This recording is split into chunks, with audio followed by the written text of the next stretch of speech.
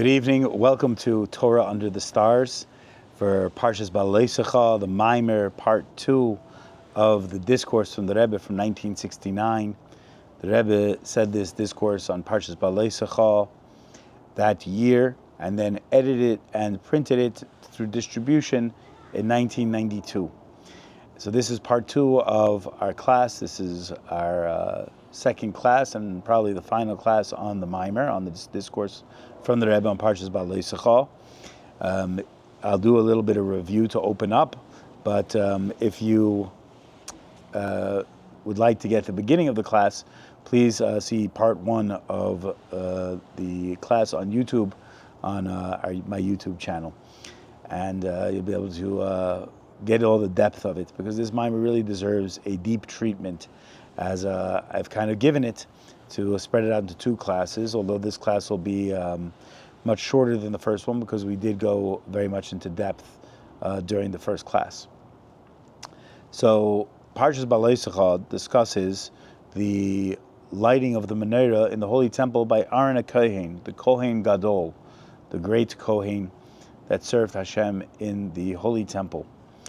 And the Menorah had to be lit every day. It was a 7-branch golden Menorah, a miraculously constructed Menorah according to God's design.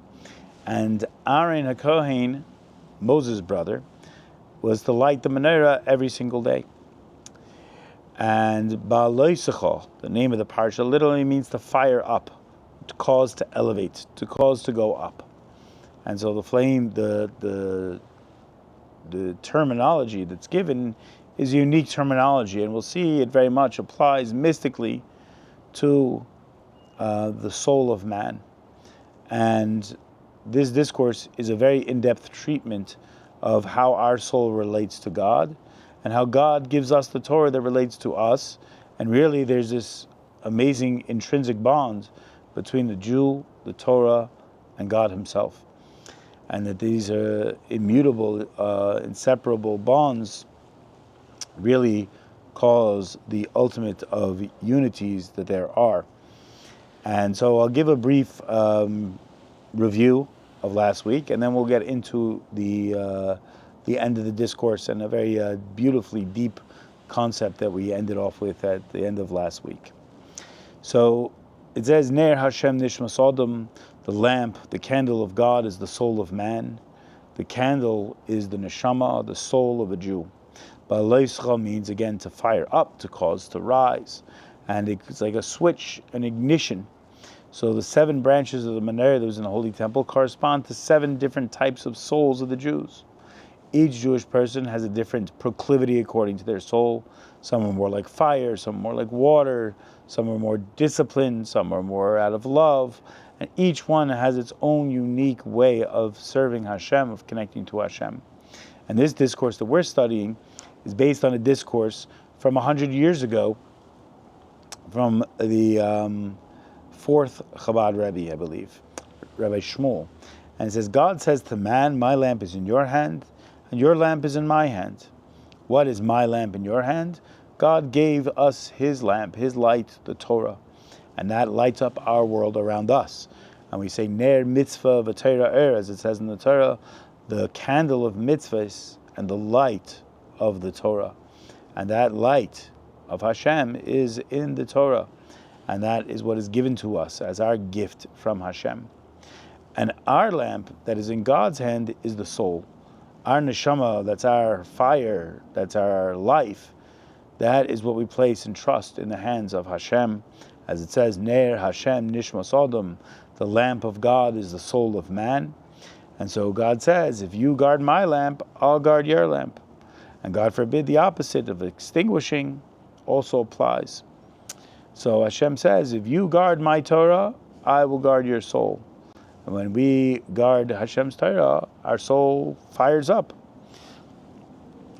So we talked about how Aharon HaKohen, the high priest in the Holy Temple, ignites the fire in us.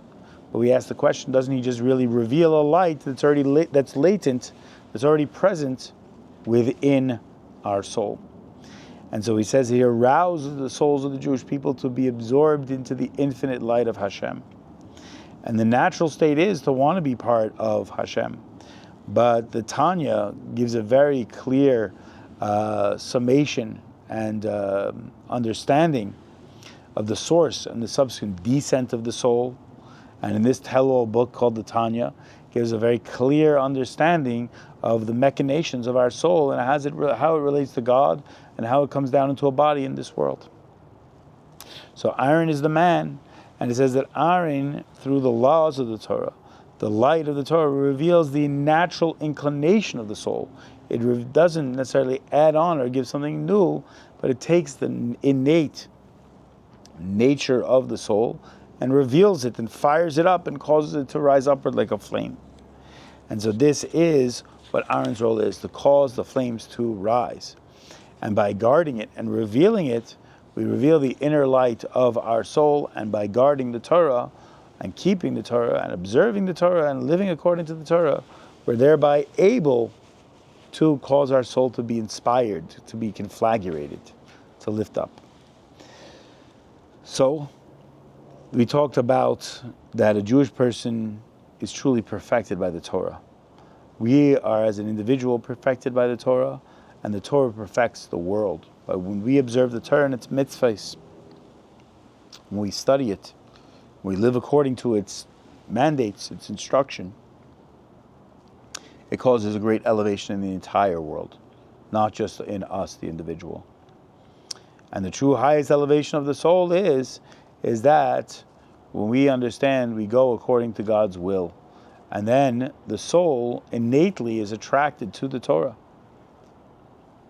So we had discussed also the four worlds and the deep spiritual connection of souls that originate in each of these four worlds.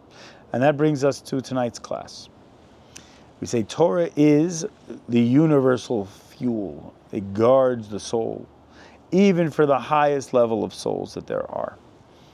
And so the exalted level of the Jewish soul, one might say, is not necessarily even dependent on Torah, because we know that the soul of a Jew is from God no matter what. So one might say maybe the Torah is, God forbid, superfluous or is extemporaneous. It's not necessary. It's something outside ourselves. I'm innately connected to Hashem. And there's many of us that probably feel that sometimes in our lives. I'm always connected to Hashem. No matter where I go, I'm connected to Hashem.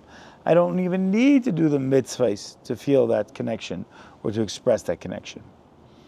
But just like the soul, the light of the candle, doesn't illuminate, and a flame doesn't grasp a wick without the fuel, so too the divine presence, the Shekhinah, the divine presence, doesn't dwell on the body of a person only with just emptiness. We need the good deeds. We need the expression of that connection. We need the fuel to keep it going. There might be fleeting moments where you light up, if you take a wick and light it up without wax or without oil, without fuel, but the wick will burn up in 2 seconds. That inspiration is fleeting. And if we're honest with ourselves, it doesn't last for more than a split second, if at all. But ultimately, we can understand that if I'm constantly giving fuel, giving wax, giving oil to the wick, creates a candle, and the flame can grow higher and higher and connect the concept of the flame to the concept of a wick, to the concept of the fuel source, and then the vessel, and actually conflagrate and go higher and higher and higher. So this is the concept that the Jewish soul definitively needs the Torah, because the Torah is not something that is extra or superfluous. The Torah is the fuel that keeps the fire going in the first place. The Torah is the motivating force that can only greaten the conflagration of the soul, of the neshama. So the question might say, well, the soul is part of God, right? The portion of God. And really you have perfect people out there who called tzaddikim, righteous people, mystics of the greatest order, who serve God with great love and awe and fear, and they're not disparate from Hashem. But Torah and mitzvahs is really the internal will of Hashem, the internal will. not an external will, a superfluous will, but rather the internal will of God himself. So true nullification, not by soul alone, but also by body, needs the Torah and mitzvahs in order that we have the fullest expression of ourselves as an individual. The soul is like a fish out of water. A soul without Torah is like a fish out of water. I'll give a great example of how we can understand this in a deeper way. If we have a relationship with somebody, or we want to have a relationship with somebody, we need to do things to express our desire to be connected to that person. We need to do things that make them feel loved, to make them feel supported, to make them feel ingratiate ourselves to them. And so in that relationship, there are things that you might deem as very superficial, but really they create a deeper bond between yourself and that person. Even so much so that some of those things you might do for that person, you might not even feel that it's that important to you, but to that person it's very important. And you see that it changes their dynamic with you. It changes the relationship. It deepens the relationship when you do things that ingratiate yourself to that person, even if you yourself don't see them as being that important or great. Even so much so, one could say, if you were to close your eyes and picture a person you love very, very much, a husband, a wife, a child, a parent, and you picture that person, and maybe you haven't seen them in a while, you haven't seen them in a long time, and you see them, and they come in the house, and you greet them, and they say, you know what, I'm so thirsty, could you get me a glass of water? You jump, you run to get them a glass of water, you want to make them feel so at home, make them feel comfortable, want to make them feel good, make them feel comfortable in your space. And the glass of water, which is so seemingly simple, has no real deep effect. In that moment, the person who's thirsty obviously wants the glass of water, but you, the person who loves that person, who wants to make them feel good, that glass of water takes on tremendous import for you at that moment, and you're looking forward so much to giving them that glass of water, to sitting with them, to hugging them, to kissing them, to talking with them, to spending time with them, that glass of water takes on a whole new import. So the same thing is as a Jew as we relate to Hashem. And really the glass of water it gives life, water obviously, but it's a very shallow example really of the deep bond that we feel as Jewish people to Hashem that is expressed most through the Torah. And it can't happen any other way. This is the way that the relationship is really constructed. This is the way that the relationship is prone to be. And that this Torah is really not something external, but it's the natural state of who we are as Jewish people.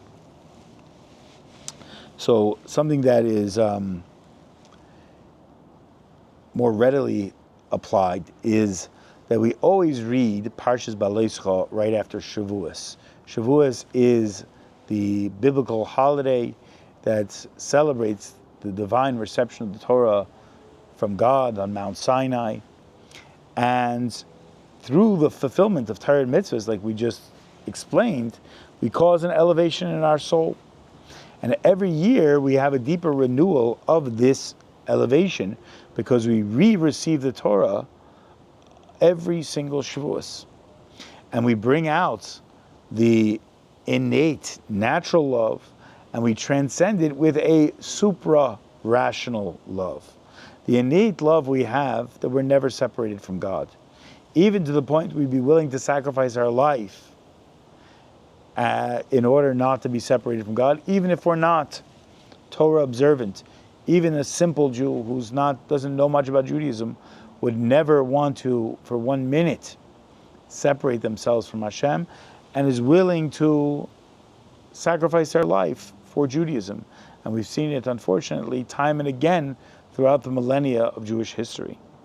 That innate love that we have is that inseparable bond we have with Hashem that's like an ancestral inheritance.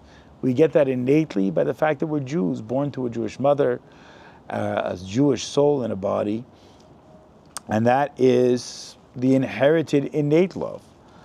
The patriarchs, Abraham, Isaac, and Jacob, the matriarchs, Sarah, Rebecca, Rachel, and Leah.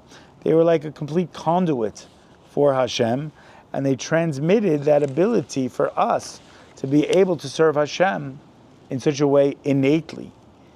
They wanted nothing for themselves. Their entire being, their entire will was there should be a revelation of godliness in the world to complete God's intent that there should be a blessed dwelling place for Him in this low world, to make a dwelling place for Hashem in this world through their actions, through their Torah, and through their mitzvahs. The transcendent love we have is that fullest exertion, that supra-rational love, that love that doesn't make any sense, is something that we don't even have to risk our lives for, but it's the actual performance of making a dwelling place for Hashem in this world. And that even, it's predicated on Torah and mitzvahs, but it can even be said to transcend it in that all of my actions, all of your actions as a human being, such mundane actions, can also be reflected of a divine ideal. Even areas that we see that maybe we feel are outside, God forbid, Torah's purview, can be used as expressions of the divine will ultimately by making this world a dwelling place for Hashem. So again, the innate love is something that's on board already. It's an inheritance from our ancestors, as it were, as Jews. The higher, super-rational love is something that we do to exert ourselves, the beyond that level, to bring out that innate love and even transcend it in order to complete God's ultimate plan for creation. So, it brings us to another concept in how do we get the job done. How do we get it that our soul is activated to such a level that it's not only just acting innately, but it's actually transcendent. So there's the relevance again of this initial sentence we had, which says, if you guard my lamp, God says, my Torah, I will guard your lamp, I will guard your soul. That is not enough. There are righteous people, there are holy people, tzaddikim, who serve God with love and awe. But it's not only enough to just serve God this way. Bittul, the true nullification, not by soul alone, the innate level of the soul that we get almost as a gift or inheritance by God, but rather the Torah and mitzvahs that we do bring out this higher level of an expression of our love for Hashem. The desire to complete with God intent, this ability to make a dwelling place for God in this world, our charge that we were born with when our soul came into a body, to live completely supra-rationally that transcends all logic, that in of itself requires true nullification, not just by soul alone, but also by body, by also physically expressing through the mitzvahs of the Torah this innate love transcendently to a super-rational love. I hope that makes sense. So, in the tractate in the Gemara called of Sukkah, Rabbi Yochanan ben Zakkai talks about the great big Merkava and the small connecting argument of Abaye and Rava. Through becoming a chariot to God, almost like, you're the car and God is in the driver's seat. You can reach a great exaltation of the soul that you could not do by oneself. So, supernally ascent to the base of the throne of Hashem. We have the concept of man and not man. Man, a human being, seems to be a separate entity from his or her surroundings, and even can seem perceivably as a separate entity from Hashem. But really, the not man, the not human being, the bittul, the complete submersion and nullification to a greater vision of the soul and its role within making the world a dwelling place for Hashem, you are able to have a unification of the greatest power without limitation. The small level is we follow the laws of the Torah. And this is a high level. And we get involved in the small things of the material world. God is in the details, as it were. But when we take that level and we magnify it, and we understand that everything we do is for a greater picture, for a bigger picture, it transcends the entire experience of our soul and its connection to the body.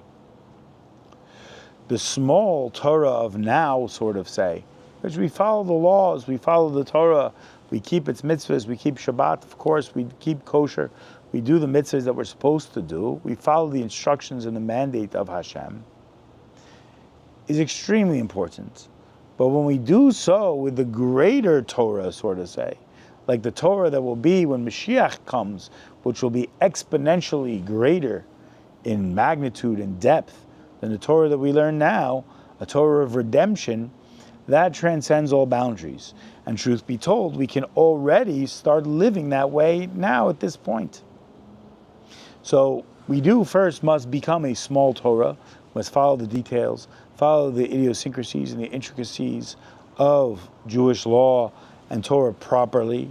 We have to pray 3 times a day and put tefillin on and light Shabbat candles and keep Shabbat and keep kosher and give tzedakah and do all those mitzvahs. Very, very important.